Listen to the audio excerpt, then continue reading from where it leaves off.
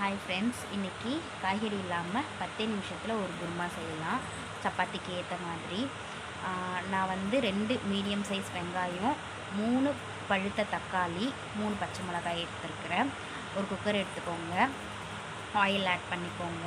அதில் பட்டை, லவங்கம், ஏலக்காய், சோம்பு போட்டுக்கோங்க. போட்டுட்டு 2 மீடியம் சைஸ் வெங்காயம் அரிஞ்சு வச்சுருந்தால அதை கொஞ்சம் பிரித்து மாதிரி கொஞ்சம் உதிரியாக சேர்த்துக்கோங்க. கசக்கி விட்டு கையில்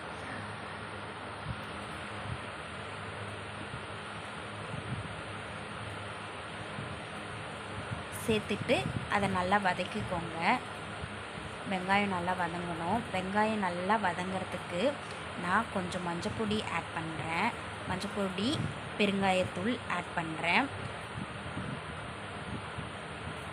ஆட் பண்ணி நல்லா வதக்கிக்கிறேன். வெங்காயம் வந்து நல்லா ப்ரௌன் கலரில் செவக்கணும். அது வரைக்கும் நான் வதக்கிக்கிறேன். நான் கொஞ்சம் உப்பு ஆட் பண்ணிக்கிறேன். அப்போ தான் அது சீக்கிரமாக வதங்கும்.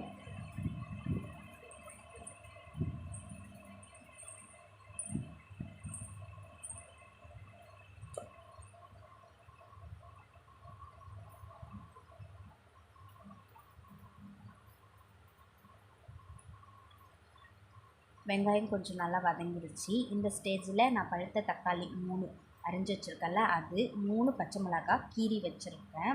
அதையும் ஆட் பண்ணிக்கிட்டேன். ஆட் பண்ணிவிட்டு நல்லா கலந்துக்கிட்டுக்கிட்டேன், வதக்கிக்கிட்டேன். தக்காளி நல்லா கொஞ்சம் ஸ்மாஷ் ஆகணும். இஞ்சி பூண்டு பேஸ்ட்டு நான் சேர்த்துக்கிறேன். 2 ஸ்பூன் சேர்த்துக்கிறேன். சேர்த்து அதையும் வதக்கி விட்டுக்கோங்க. இஞ்சி பூண்டு பேஸ்ட்டு சேர்த்த உடனே நல்லா வதக்குங்க, இல்லைன்னா அடி பிடிச்சிரும். குழம்பு மிளகாத்தூள் 3 ஸ்பூன் நான் சேர்த்துருக்குறேன். வீட்டில் இருக்கும்ல, வீட்டில் குழம்பு மிளகாத்தூள் இருக்குல்ல, அந்த குழம்பு மிளகாத்தூள் தான் 3 ஸ்பூன் சேர்த்துருக்குறேன். அப்புறம் கரம் மசாலா 1 ஸ்பூன் அளவுக்கு நான் சேர்த்துருக்குறேன். சேர்த்துட்டு நல்லா வதக்குங்க. பச்சை வாடை போகிற வரைக்கும் நல்லா வதக்குங்க. அதுக்கப்புறம் கருவேப்பிலை சேர்த்துருக்குறேன். என்கிட்ட கருவேப்பிலை தான் இருந்தது, அதனால் நான் கருவேப்பிலை சேர்த்துக்கிறேன். உங்கள்கிட்ட புதினா கொத்தமல்லி இருந்தாலும் சேர்த்துக்கோங்க. ஃப்ளேவர் ரொம்ப நல்லாயிருக்கும். எனக்கு இன்றைக்கி வந்து தண்ணியாக வேண்டாம், எனக்கு திக்காக தான் வேணும், சால்னா மாதிரி வேண்டாம். அதனால நான் 1.5 கிளாஸ் தண்ணியை சேர்த்துக்கிறேன். சேர்த்துக்கிட்டு குக்கரை மூடி விசில் வச்சுருங்க. வச்சிட்ட பிறகு 2-3 விசில் வந்துட்ட பிறகு ஃப்ளேம் ஆஃப் பண்ணிவிட்டு ஒரு கொதி வரட்டும்.